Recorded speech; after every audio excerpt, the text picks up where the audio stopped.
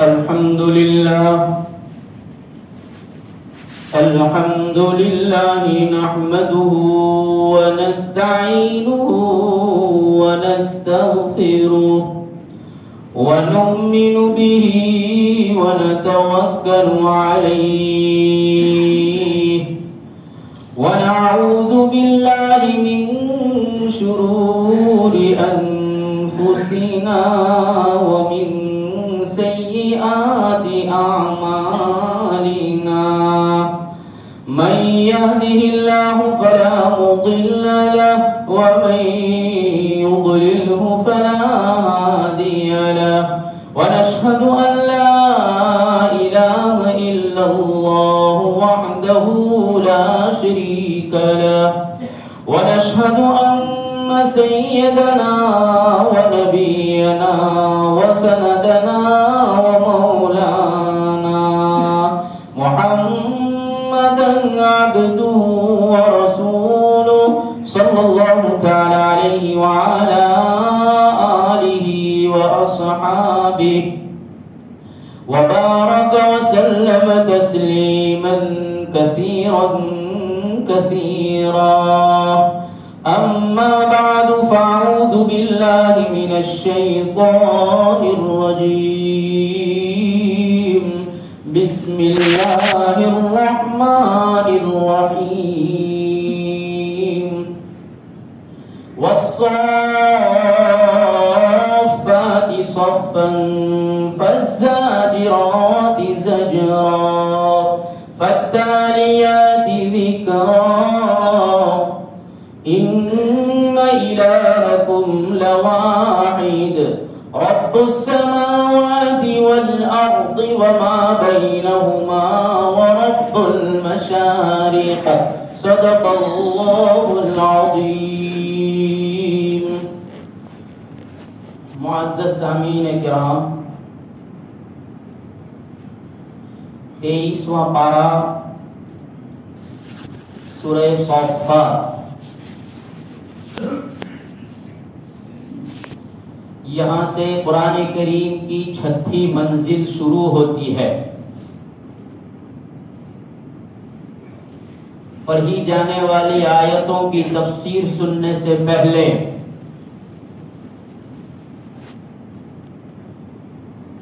اس سورت کو کیوں اتارا گیا، اس کی وجہ تسمیہ،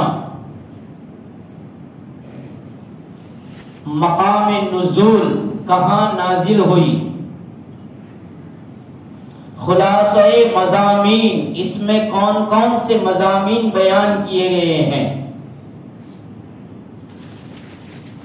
تعداد آیات، اس سورت میں کتنی آیتیں ہیں، تعداد رکوع، کتنے رکوع ہیں، یہ پہلے بیان کیا جاتا ہے. تو اس سورت کو مکی سورت کہا جاتا ہے، مکۃ المکرمہ میں نازل ہوئی.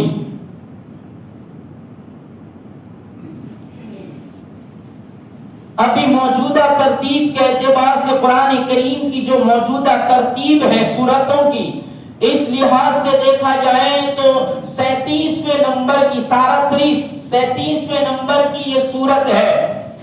اور اگر نزول قرآن کے حساب سے دیکھا جائے، قرآن کے نزول کی جو ترتیب تھی اس لحاظ سے دیکھا جائے تو اس سورت کا نمبر 50ویں نمبر پر آتا ہے.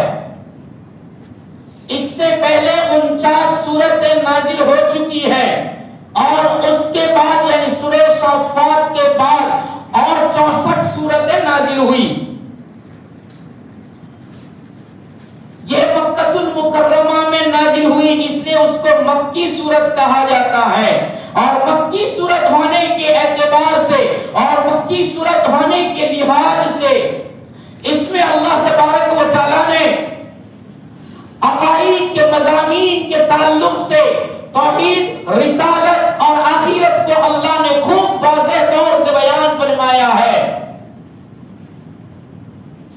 کیونکہ مکہ میں عقائد کو سنوارنا اور عقائد کو بنانا، مانیتاؤں کو بنانا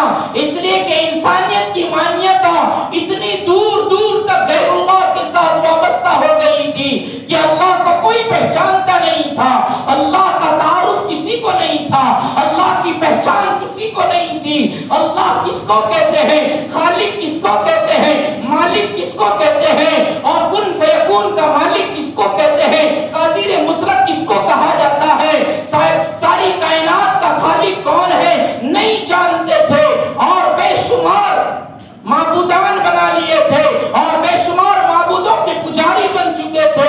اس لیے عقائد کی بہت ضرورت تھی, مانیتا کی بہت ضرورت تھی, غلط رسومات, غلط رواجات, اس کو ختم کرنا اور اللہ کی توحید کو سمجھانا, اللہ کی یکتائی کو سمجھانا, اللہ کی وحدانیت کو سمجھانا, اللہ کی وحدانیت کو اندر اتارنا, اللہ کی وحدانیت کا پیغام دینا, یہ ضروری تھا.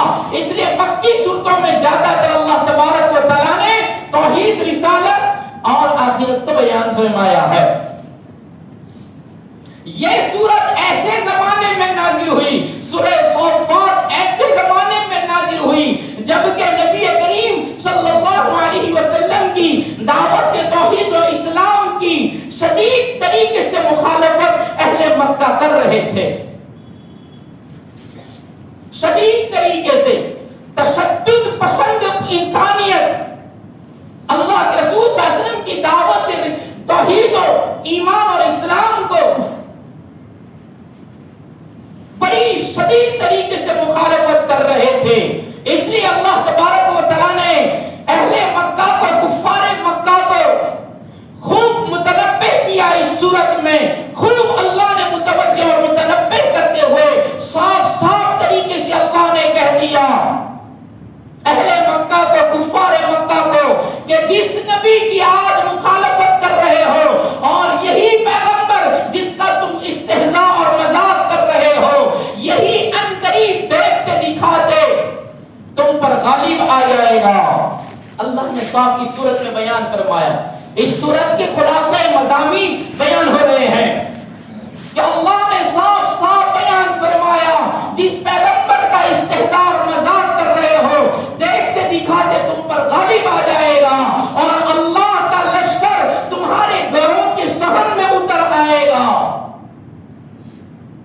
یہ پیشین گوئی اس وقت کی جا رہی ہے, اللہ کی طرف سے ایسے وقت میں یہ پیشین گوئی کی جا رہی ہے جبکہ کفار مکہ مخالفین یہ سمجھتے تھے کہ اسلام کا, مسلمانوں کا غلبہ اور مسلمانوں کی فتح اور مسلمانوں کی کامیابی اور مسلمانوں کی سرفرازی اور مسلمانوں کی بہبود دور دور تک نظر نہیں آتی ہے, اور اہل مکہ, کفار مکہ سمجھتے تھے یہ کبھی غالب نہیں ہو سکتے, ہم ہی غالب رہیں گے, یہ تو مغلوب ہی رہیں گے. ان کا یہ خیال تھا اور یہ سوچ رہے تھے. ایسے زمانے میں اللہ یہ پیشین گوئی اس صورت میں کر رہا ہے کہ میرا نبی غالب رہے گا, اور وہ ایسا زمانہ ہے, مفسرین فرماتے ہیں کہ ایسے زمانے میں ایسا زمانہ ہے جبکہ مسلمانوں پر بے انتہا ظلم کیے جا رہے ہیں اور مسلمان بے بسی کے عالم میں ہیں, انتہائی ظلم و ستم کے نشان بنائے گئے ہیں. یہاں تک کہ 3/4 حصہ مسلمانوں کا ہجرت کر چکا ہے. ایسے وقت میں سورت نازل ہو رہی ہے اور ایسے وقت میں پیشین گوئی اللہ کی طرف سے کی جا رہی ہے جبکہ مکہ میں صرف نبی کریم صلی اللہ علیہ وسلم, اور مفسرین فرماتے ہیں اللہ کے رسول کے ساتھ 40 یا 50 صحابہ باقی تھے, ورنہ دوسرے تمام صحابہ ہجرت کر چکے ہیں.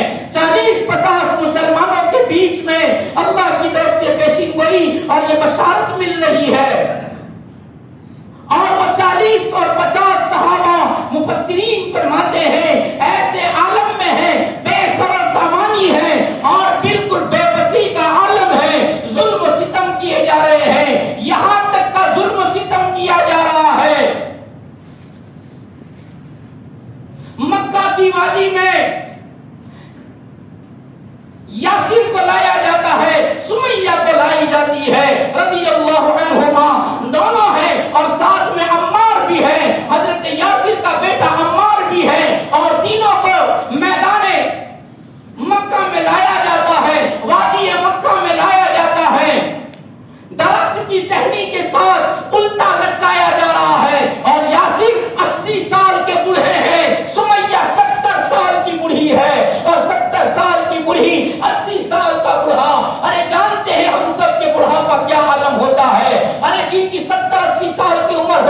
ہے، جن کے پاؤں جواب دے دیتے ہیں، جن کی زبانیں جواب دے دیتی ہے اور زبانیں لڑکھڑا جاتی ہے، ایسی عمر کا تقاضا ہے۔ اور دشمنان اسلام کفار مکہ جن کو اپنی غالبیت پر فخر تھا اور تو سمجھتے تھے یہ کبھی غالب نہیں آ سکتے ہیں، 80 سال کے بوڑھے کو درخت پر الٹا لٹکا دیا گیا، منہ نیچے کی طرف اوپر کی طرف پاؤں رسیاں باندھ دی گئی، عمار کو چھوڑ دیا گیا، اور سمیہ 70 سال کی ہے، اس منظر کو دیکھ رہی ہے۔ میں آپ کو خلاصہ مضمون بتا رہا ہوں، یہ صفات کی تفسیر سنا رہا ہوں۔ فرمایا یاسر لٹکے ہوئے ہیں، سمیہ 70 سال کی لڑکھڑاتی زبان سے اپنے شوہر کو بلا رہی ہے اور اپنی کمزور آنکھوں سے دیکھ رہی اس منظر کو۔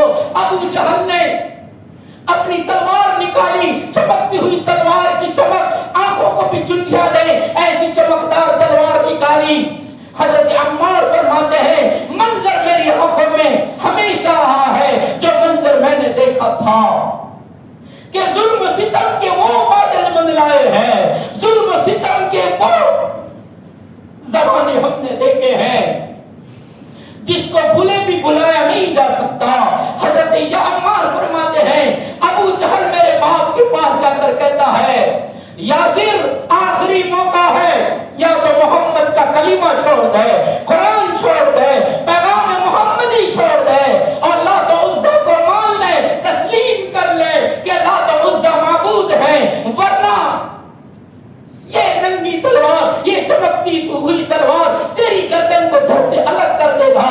حضرت یاسر کی آنکھوں میں سے نکلنے والا آنسو زمین پر گرتا ہے۔ حضرت عمار فرماتے ہیں 80 سال کے بوڑھے باپ کا آنسو زمین پر گرتا ہے، میری 70 سالہ ماں دیکھ رہی ہے اور میں بھی اس منظر کو دیکھ رہا ہوں۔ اور ابو جہل استہزاء کرتا ہوا،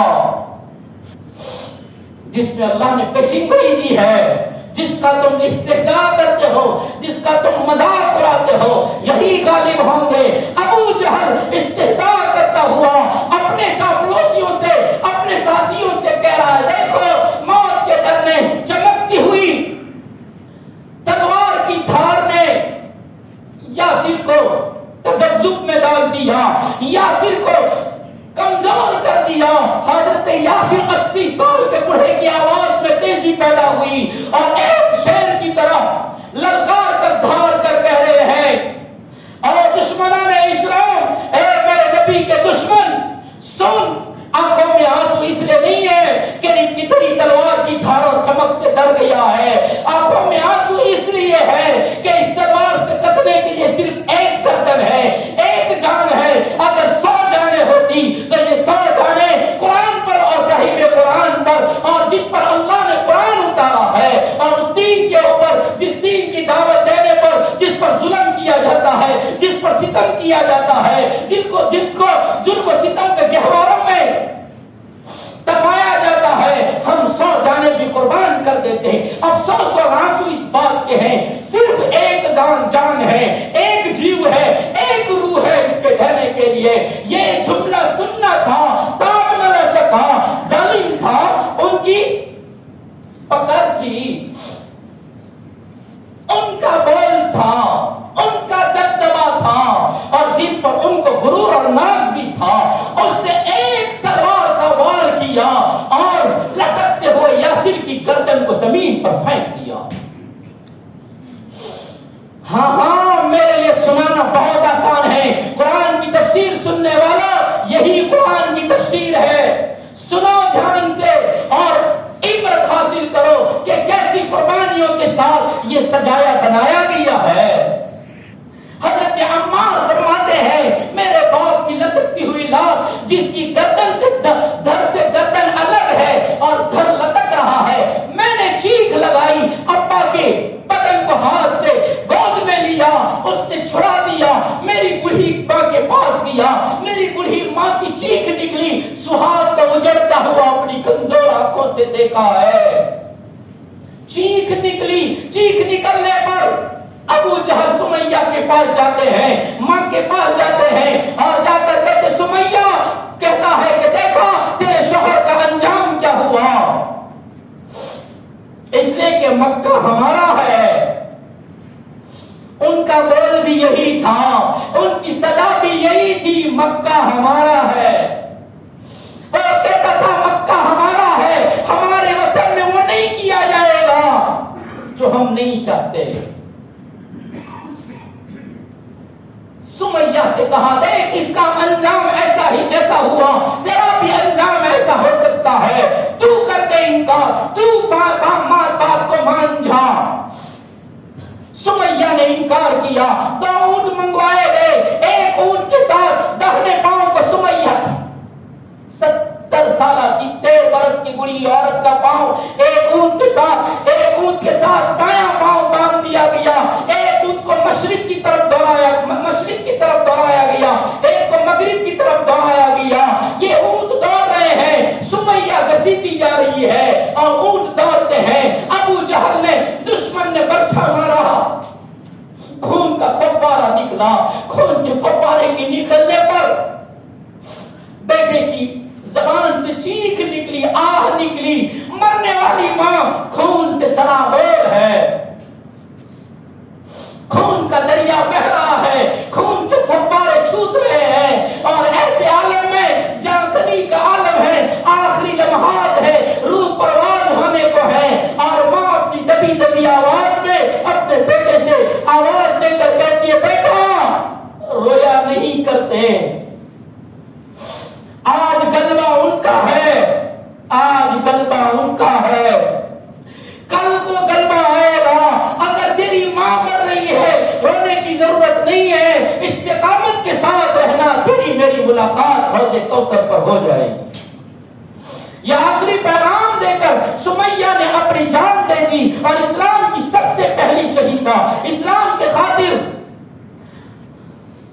دعوت توحید و اسلام کے خاطر ظلم و ستم کا نشانہ بن کر پہلا جام شہادت نوش کرنے والی یہ خاتون اسلام دنیا سے رخصت ہو گئی، اور قیامت تک آنے والی انسانیت کو پیغام دے دیا کہ قرآن پڑھتے ہو، قرآن سنتے ہو، قرآن کا پیغام سنتے ہو، قرآن کی تفسیر سنتے ہو، خلاصہ مضمون سنتے ہو، تو ہمارا سورہ صافات کا پہلا مضمون یہ ہے کہ یہ سورت ایسے زمانے میں نازل ہوئی ہے جس زمانے میں ظلم و ستم کے دروازے اور دہانے کھلے ہوئے تھے، اور ایسے وقت میں رب تسلی دے رہا ہے، صحابہ کو تسلی دے رہا ہے، محمد رسول اللہ کو، اپنے حبیب صلی اللہ علیہ وسلم کو تسلی دے رہا ہے، اور تسلی دے کر کہتا ہے پیشین گوئی ہماری طرف سے ہے، کل غلبہ تمہارا ہوگا۔ اس سورت کا ایک مضمون یہ ہے۔ دوسرا مضمون اللہ تبارک و تعالیٰ نے اس سورت میں توحید اور عقیدت کے عقیدے کی تصحیح کے لیے، صحت کے لیے اللہ تبارک و تعالیٰ نے مختصر لیکن دل نشین اللہ تبارک و تعالیٰ نے دلائل اس سورت میں بیان فرمائے ہیں،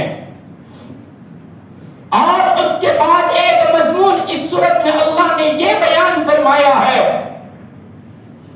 کہ کافروں کے اور مشرکین کے عقیدے کو رد فرمایا ہے، اور ان کے گناہ پر، ان کی گمراہی پر برے نتائج کو اللہ نے بیان فرمائے ہیں کہ ان کی گمراہیوں پر جو برے نتائج آنے والے ہیں ان نتائج سے بھی آگاہ کیا ہے، اور ایک مضمون اللہ نے یہ بیان فرمایا کہ ایمان اور اعمال صالحہ یہ اللہ تبارک و تعالیٰ کی یہاں کتنے خوشنما اور کتنے اچھے اعمال ہیں، اور اللہ اس پر کیا جزا دے گا، کیا اللہ کی طرف سے سیلا اور بدلہ ملے گا، اس کو بیان فرمایا ہے۔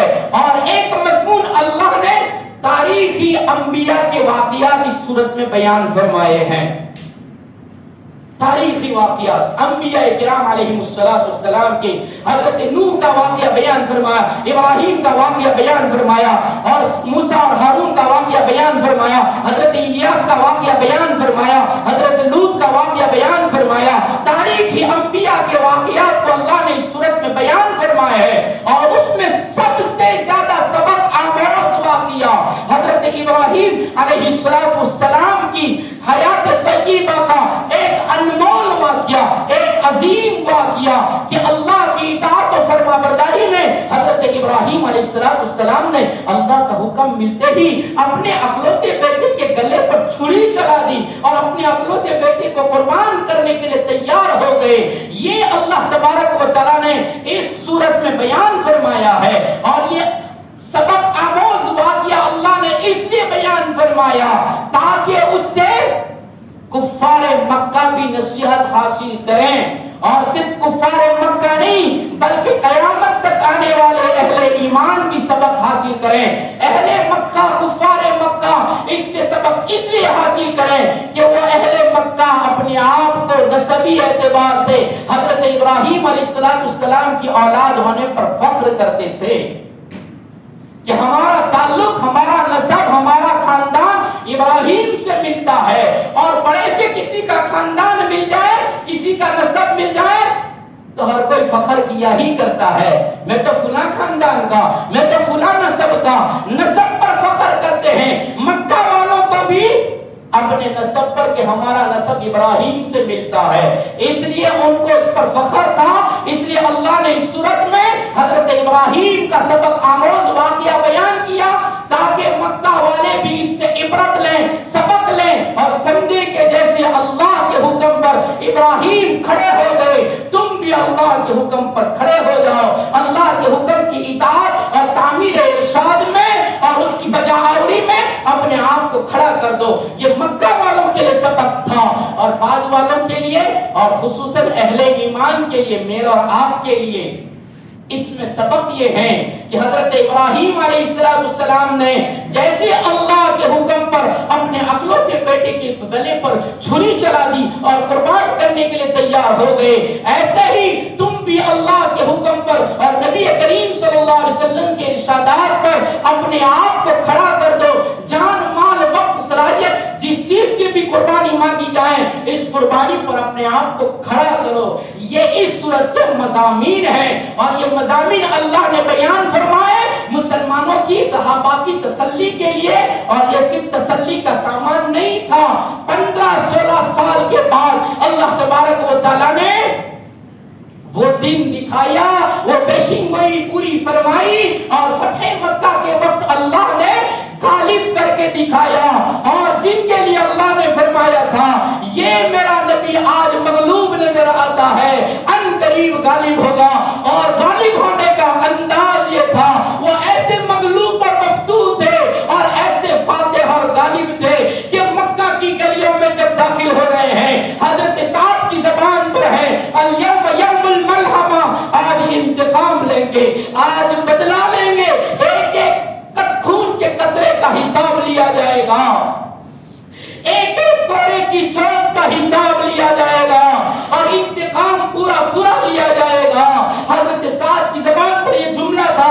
ابو سفیان نئے نئے ایمان میں داخل ہوئے ہیں. فرمایا یا رسول اللہ، سعد تو یہ کہتا ہے، سعد تو انتقام کی آگ بھڑکانے کو کہتا ہے، سعد تو ان مظالم کا بدلہ لینا چاہتا ہے جو 15-16 سال پہلے کیے گئے تھے. نبی نے فرمایا سعد، زبان پر یہ جملے اچھے نہیں لگتے، ہماری زبان پر تو جملے یہ اچھے لگتے ہیں. الیوم یوم المرحمہ، آج تو رحم کیا جائے گا. آج غالب ہم ہیں، مغلوب وہ ہے. غالب ظلم نہیں کیا کرتا، غالب جب ظلم کرتا ہے تو ظلمات یوم القیامہ، ظلم کیا جاتا ہے، وہ ظلم قیامت کے دن اندھیریا بن کر آئے گی. ہم غالب ہوئے، شکر گزاری اللہ کی کریں کہ اللہ نے ہمیں غلبہ دیا، ہماری خون کی ندیاں بہی، آج اللہ نے ہمیں غالب کر دیا، اس سے آج رحم کرو. ارے آپ مفسرین کیا کہتے ہیں مضمون بیان کرتے ہوئے؟ تفسیر ابھی شروع نہیں ہوئی ہے، ابھی تو مضمون بیان ہو رہا ہے کہ 16 سال کے بعد یا 15 سال کے بعد، بعض مفسرین نے 15 لکھے، بعضوں نے 16 لکھے ہیں. 15-16 سال کے بعد جب ہندا نے اس منظر کو دیکھا اپنی جھونپڑی میں، اپنے گھر میں، رات کے سناٹے میں سوچ رہی ہے آج غلبہ ان کا ہے، ہم نے بہت ظلم کیے، ہم نے بہت تشدد کیا، آج ایک ایک کا بدلہ لیا جائے گا، آج ایک ایک کا انتقام لیا جائے گا. اس لیے دیکھتے ہیں مکہ کی گلیوں میں کیسا خون بہتا ہے اور مکہ کی گلیوں میں انتقام کی کیسی سیاہی بہتی ہے. دیکھنا चलने के काबिल है या नहीं है, कि जिसमें पांव रखने से इंसानियत का खून अपने कदमों से चिमटता है, अपनी जूतियों से चिमटता है। आज ये मंजर देखना होगा, आज एक एक का बदला लिया जाएगा। हिंदा कहती आज मेरी भी बारी है, आज मेरी भी बारी है, और मुझसे वो इंतकाम लेगा जिसके चचा को मैंने मुसला किया है, जिसके कलेजे को मैंने बहुत पहाड़ की करीब में एक छोटी सी टेकरी पर खड़ी होकर मैंने उसको आवाज देकर कहा था, ओ मोहम्मद देख तेरे दिलो जान से प्यारे चचा का कलेजा चबाती हूँ, और मैंने चबाया, मोहम्मद खड़ा न रह सका सल्लल्लाहु अलैहि वसल्लम बैठ गए, और बैठ कर जमीन पर आंसू टपक रहे हैं और ज़बान मुबारक से कह रहे हैं, ए चचा अगर मुर्दार खौफ जानवरों का खौफ न होता तो मैं आपकी लाश को दफन भी न करता। आज ऐसा ऐसा दुख पहुंचाने वाली कह रही है कि ये दुख तो ऐसा है जो भूले भी बुलाया नहीं जा सकता, मिटाए भी मिट नहीं सकता, ऐसा दिल में घर करने वाला जख्म है, इस जख्म का इंतकाम लिया जाएगा। रात के सन्नाटे में सुबह शादी होने से पहले पहले रात का अक्सर हिस्सा गुजर गया, सहरी का वक्त हुआ, सुबह शादी करीब है। हिंदा कहती है मैंने घर का दरवाजा खोला, और दरवाजा खोलकर काबतुल्लाह के करीब मेरा घर था, मैं दीवार से चिमटते चिमटते बैतुल्लाह के दरवाजे तक पहुंची तो मैंने क्या मंजर देखा। बैतुल्लाह में कोई हतीम में है, कोई मुल्तज़म से लिपटा हुआ है, कोई बाबे काबा का दस्ता पकड़कर और कोई हाथ उठाकर कोई सजदे में ये कह रहा है, अल्लाह मक्का वालों को हिदायत दे दे, ये हमारे अपने हैं, ये दुआएं मांग रहे हैं और हिदायत के लिए आंसू बहा रहे हैं। और कायनात के दुलारे का आलम ये है कि रो रो कर कहता है, अल्लाह अगर जो उन्होंने खून बहाया, अगर जो उन्होंने मेरे सहाबा को, मेरा कलमा पढ़ने वालों को खून की होली खेली और खून के अंदर सराबोर करके उनकी जाने ली, उनको जामे शहादत दिलाया, लेकिन अरे अल्लाह तूने तो मुझे रहमतुल आलमीन बनाकर भेजा था। रहमत का तकाजा ये है कि मैं तुझसे मांगू और तू रब्बुल आलमीन है, तेरा तकाजा ये है कि तू उनको हिदायत दे दे। मेरी रहमत का तकाजा मांगना, तेरी रहमत का तकाजा देना, तू इनको हिदायत दे दे। हिंदा कहती है इस मंजर को मैंने देखा, मैं तो समझती थी कि इंतकाम लेंगे, लेकिन ये तो रो रो कर दुआ मांग रहे हैं। मैं दौड़ी हुई घर में चली गई, फजर की नमाज हो गई। फजर की नमाज के बाद जब नबी अपने वज़ाइफ से फारिग हुए घर की तरफ जा रहे थे, मैं दौड़ी हुई गई, कहा या रसूल अल्लाह। आज तक तो या रसूल अल्लाह कहने में ही तो झगड़ा था, आज या रसूल अल्लाह कहकर कह रही है, अरे पढ़ा दे वो कलिमा जिसके लिए तू भेजा गया है। मेरी समझ में आ गया, मैंने समझ लिया कि गलबा तेरा ही है, और ऐसा गलबा जिस गलबे में इंतकाम नहीं है बल्कि पनाह मिलती है। कलमा पढ़ा दे। कलेजा चबाने वाली को नबी ने कलमा पढ़ाया, एक जुमला कहा, तेरा कलमा मंजूर है, तेरे सहाबिया बनना मंजूर है, लेकिन एक बात नबी की सुन ले कि जब तक मैं जिंदा रहूं मेरे सामने मत आना, इसलिए कि तू सामने आएगी, तुझे देखूंगा, मुझे मेरे चचा की याद आ जाएगी। इंतकाम नहीं लेंगे, बदला नहीं लेंगे, बस इतना कर ले कि सामने मत आ। ये मज़ामीन अल्लाह ने बयान फरमाए और ये अल्लाह ने हूबहू पूरा करके दिखाया। ये इस सूरत के मज़ामीन हैं। अब उसके बाद उसकी तफसीर सुनते हैं कि अल्लाह पहला फरमा रहा है, वस्साफ़ाति सफ़्फ़ा वज़्ज़ाजिराति ज़ज्रा, कसम है उन फरिश्तों की जो कतार दर कतार सब बनाए हुए हैं। अल्लाह पहली कसम खा रहा है, कसम उन फरिश्तों की जो कतार दर कतार सब बनाकर खड़े हैं। वज़्ज़ाजिराति ज़ज्रा, और कसम है उन फरिश्तों की जो दांत लगाने वाले हैं, दकत करने वाले हैं, ज़ज्र करने वाले हैं। उन फरिश्तों की अल्लाह कसम खाते हैं। फिर तीसरी कसम खाते हुए फरमाया, फत्ता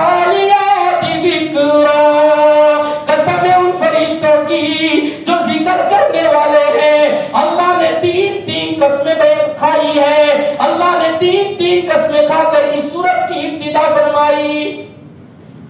اب مفسرین فرماتے ہیں اس سورت کے فضائل میں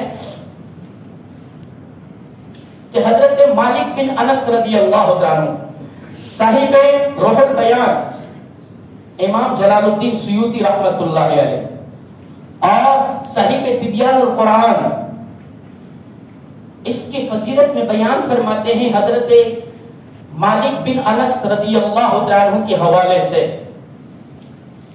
کہ حضر موت ایک علاقہ ہے، حضر موت کے چند افراد نبی کریم صلی اللہ علیہ وسلم کی خدمت اقدس میں آئے، جس میں قبیلہ ولید تھا اور ان کی بہن عمرہ بھی تھی، عمردہ بھی تھی۔ یہ چند افراد نبی کریم صلی اللہ علیہ وسلم کے پاس آئے اور انہوں نے آ کر زمانے جاہلیت میں، دور جہالت میں بادشاہ کو جو سلام کرنے کا رواج تھا اس طریقے سے انہوں نے سلام کیا، البیت اللعن۔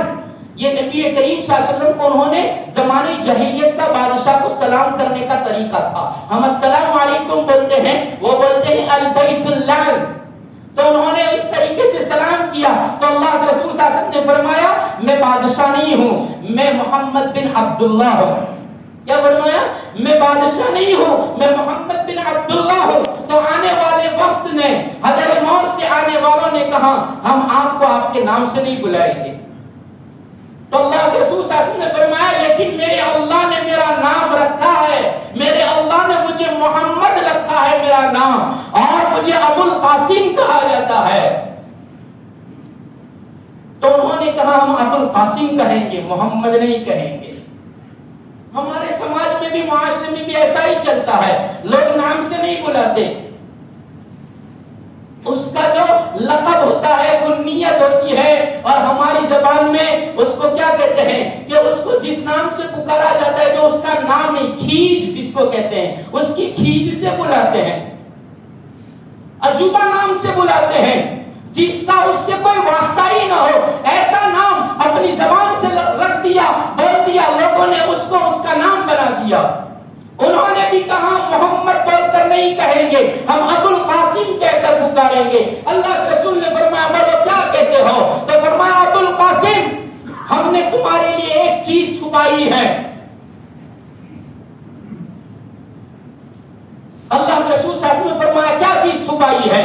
تو انہوں نے ایک مکری نکال کر دکھائی، مکری کروڑیا، مکری نکال کر دکھائی۔ اللہ کے رسول صلی اللہ علیہ وسلم نے مکری کو دیکھ کر فرمایا یہ تو کاہن لوگ استعمال کرتے ہیں، کہانت کرنے والے، جوتش لوگ اس کا استعمال کرتے ہیں، اس کے ذریعے سے جوتشی کرتے ہیں، اور کاہن اور اس کی کہانت جہنم میں جائیں گے، کہانت بھی جہنم میں جائے گی اور کاہن اور جوتش بھی جہنم میں جائے گا، اور میں کاہن نہیں ہوں۔ اللہ کے رسول صلی اللہ علیہ وسلم نے فرمایا کیوں انہوں نے یہ مکری دکھائی اور کیوں یہ کہا کہ ہم نے آپ کے لیے ایک چیز چھپائی ہے؟ وہ اس لیے کہ وہ اللہ کے رسول صلی اللہ علیہ وسلم کا امتحان لینا چاہتے تھے، حضرت موت سے آنے والے یہ دیکھنا چاہتے تھے کہ واقعی میں یہ اللہ کا رسول ہے یا پھر جوتش ہے، کاہن ہے، جیسا کہ مکہ والوں نے کہا ہے یہ تو کہانت کرتا ہے، یہ تو جادوگر ہے۔ اس لیے انہوں نے امتحان کے طور پر یہ کیا تھا۔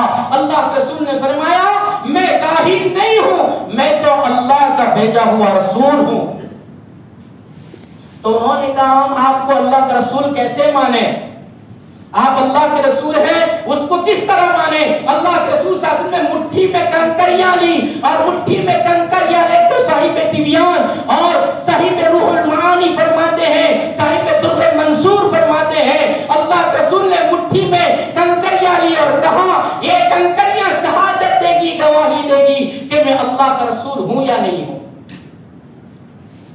اللہ کے رسول نے جب مٹھی میں کنکریاں لی تو کنکریوں نے آواز لگائی اشہد ان لا الہ الا اللہ واشہد ان محمدا عبدہ ورسولہ۔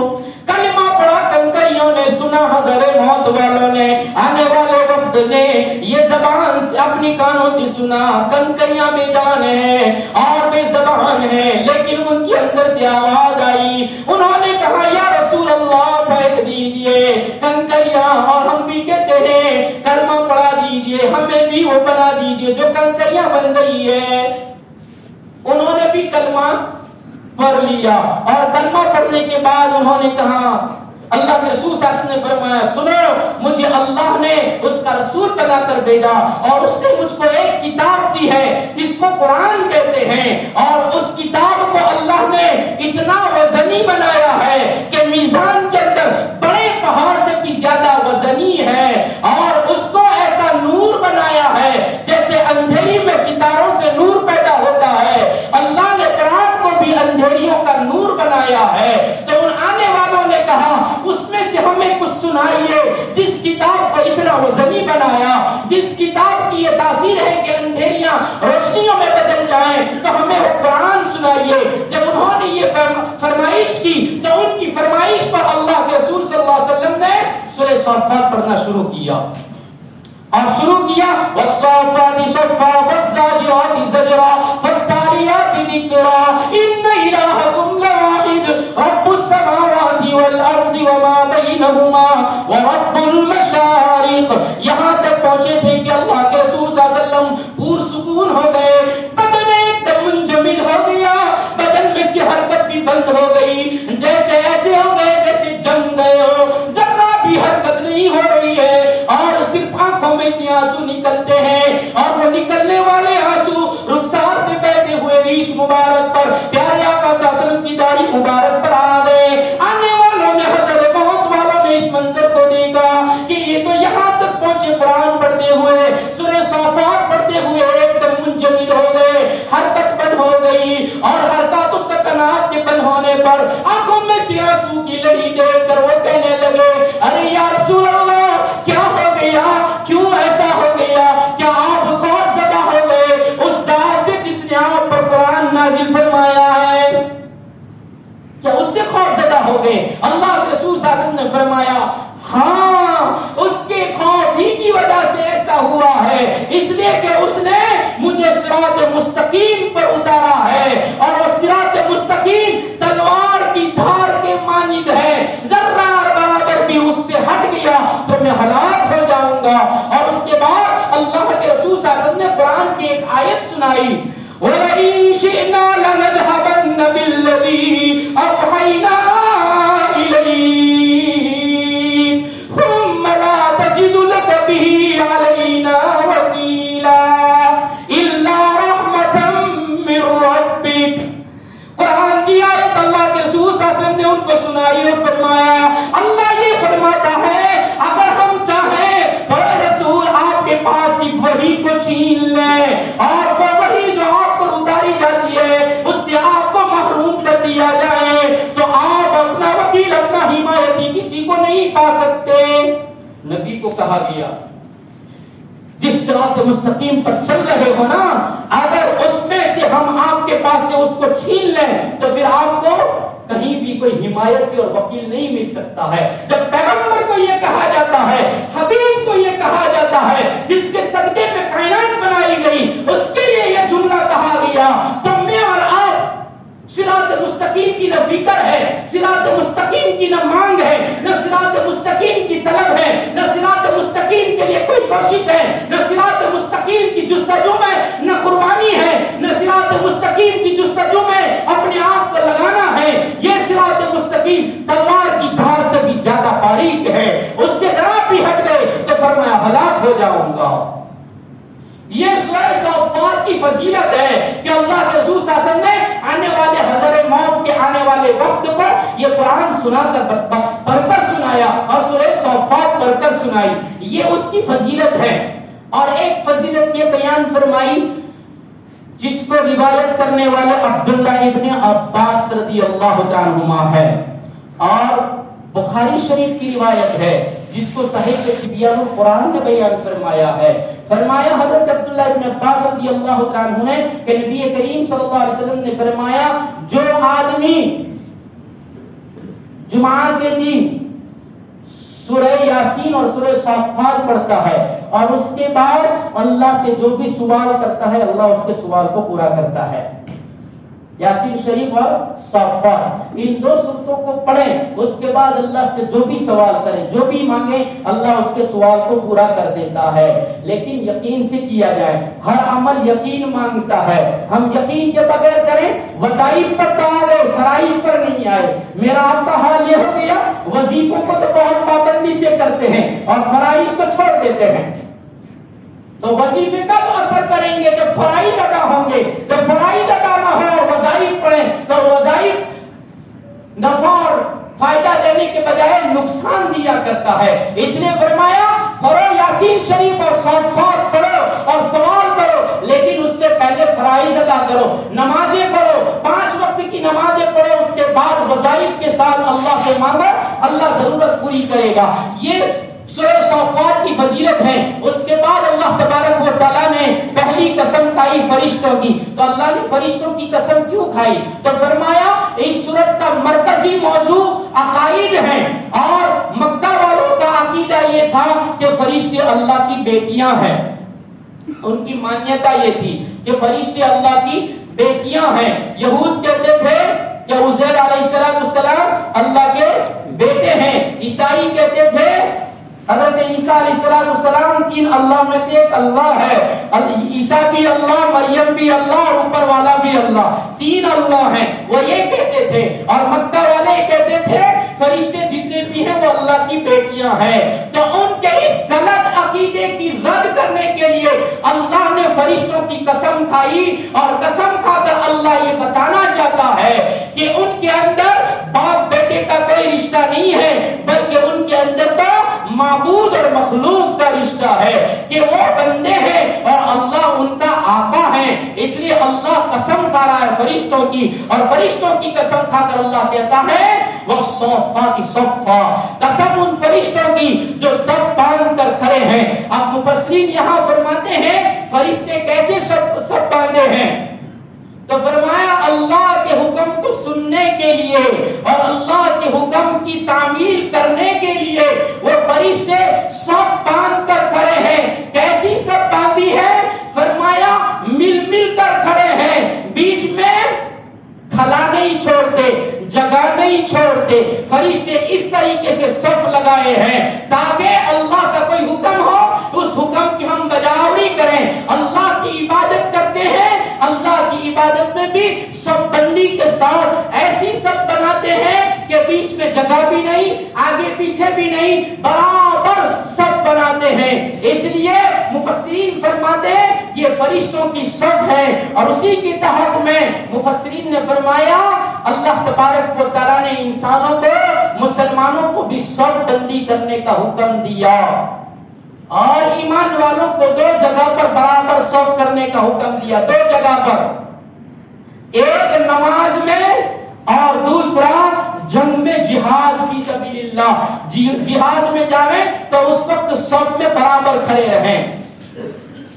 ہم تو سرکاری محکموں میں لائن سے کھڑے رہتے ہیں اور ایسے کھڑے رہتے ہیں جیسا کھڑا رکھا جاتا ہے، اور جتنی دیر تک کھڑا رکھا جائے ہم ویسے ہی کھڑے رہتے ہیں۔ پیاس لگی ہے تو ہٹتے نہیں ہے، اگر ہٹتے تو دوسرا آ جائے گا، تو بھوک پیاس برداشت کرتے بھی لائن میں کھڑے رہیں گے، اور صف میں کھڑا رہنے میں ہزاروں مرتبہ، بلکہ گنا ہوتا تو لاکھوں سے زیادہ ہوتا، اتنی مرتبہ کہا کہ صفوں میں برابر کھڑے رہو۔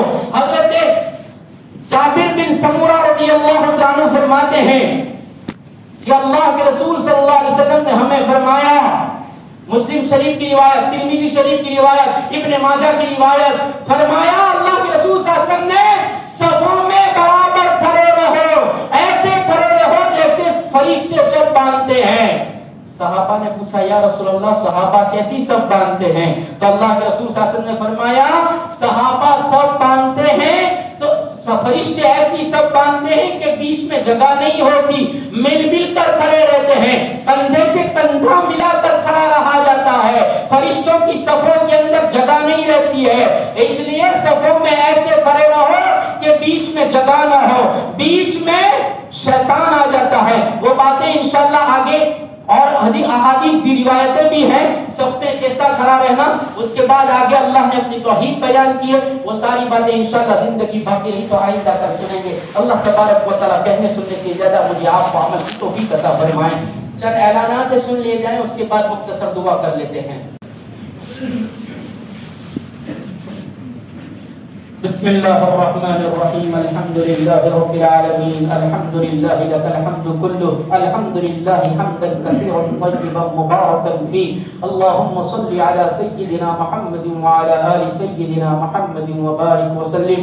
يا أرحم الراحمين ارحمنا ويا أكرم الأكرمين أكرمنا يا ذا الجلال والإكرام. يا حي يا قيوم برحمتك نستغيث يا ذا الجلال والإكرام. اے اللہ معافی مانگتے ہیں, معاف کر دیجئے. یا اللہ رحمت کا عشرہ ہے, یا اللہ اس کا پہلا دن ہے, پہلی افطاری کرنے کو جا رہے ہیں. یا اللہ مبارک مہینہ پورا کا پورا یا اللہ عافیتوں کے ساتھ گزرے, سلامتیوں کے ساتھ گزرے, عبادتوں کے ساتھ گزرے, آپ کی رضا کے ساتھ گزرے, یا اللہ نبی کے طریقوں کے ساتھ گزرے. اے اللہ ہمدردی خیر خواہی یا اللہ اس مہینے کی جو جو مضامین ہیں یا اللہ اور جو جو بھی متعلقات ہیں اس طریقے سے مہینہ گزرے ایسے فیصلے فرما دیجیے. اے اللہ رحمتوں کا وافر حصہ نصیب فرما دیجئے. یا اللہ رحمتوں کی اشری کے پہلے دن کی یا اللہ ہم نے پہلی تفسیر سنی سنائی ہے. یا اللہ سورہ صافات کی ابتدا کی ہے. یا اللہ پورا مہینہ عافیتوں کے ساتھ صحیح صحیح کہنے کی اور صحیح سن کر عمل کرنے کی توفیق عطا فرما دیجئے. یا اللہ پابندیاں نصیب فرما دیجئے.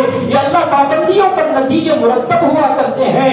یا اللہ ہم سب کو ہم مہینے کی ہر عبادت کی پابندی عطا فرمائیے. یا اللہ یہ تفسیر بھی ایک عبادت ہے, یا اللہ تراویح بھی ایک عبادت ہے, یا اللہ قرآن کی تلاوت بھی عبادت ہے, ذکر و اذکار وظائف و اعمال بھی ایک عبادت ہے. یا اللہ دل جمعی کے ساتھ ہمیں ان ساری عبادتوں میں اہتمام نصیب فرمائیے. سنا کبھی اٹھ گئے, یا اللہ ایسا کرنے سے بچا لیجئے. از اول تا آخر پابندی کے ساتھ کہنے سننے کی توفیق عطا فرمائیے. یا اللہ جس کو آپ توفیق دیتے ہیں اسی کو بٹھاتے ہیں, اسی کو سنواتے ہیں.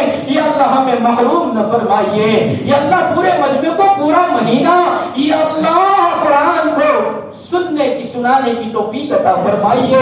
اے اللہ کہنا سننا قبول فرما کر نجات کا ذریعہ بنا دیجئے, مغفرتوں کا ذریعہ بنا دیجئے.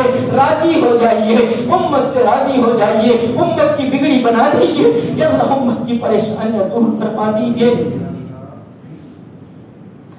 یا اللہ امت کا بہت بڑا حصہ سانس لینے کی تکلیف میں, پھیپھڑوں کی تکلیف میں, اے اللہ بخار اور سردی کی تکلیف میں, یا اللہ اسپتالوں میں بستروں میں پڑے ہوئے ہیں.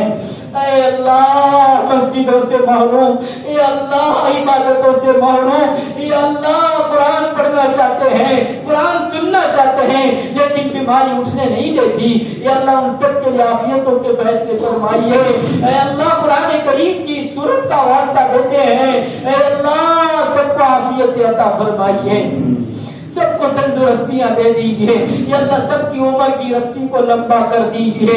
اے اللہ وبائی پر سے ہماری یا اللہ ہماری نسلوں کی پوری بستی کی, مرد و زن کی, پوری امت کی, پوری انسانیت کی یا اللہ حفاظت فرمائیے. یا اللہ اس وبائی مرض کو ختم کر دیجئے.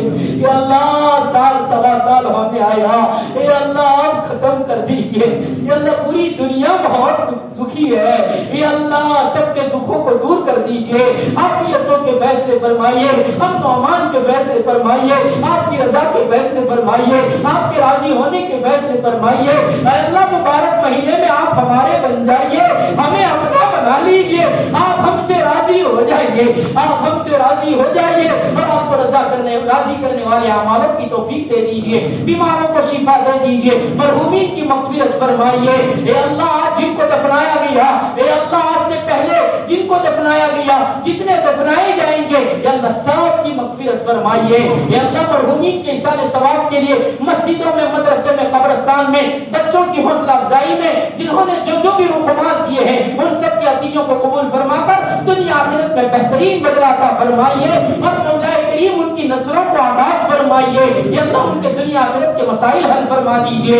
اے اللہ سب کی پریشانیاں دور فرمائیے, سب کی جائز تمنائیں پوری فرما دیجئے. دعاؤں کو اپنے فضل سے سے نبی کریم صلی اللہ علیہ وسلم کے صدقے طفیل میں قبول فرمائیے. وصلی اللہ علی النبی الکریم برحمتک یا ارحم الراحمین.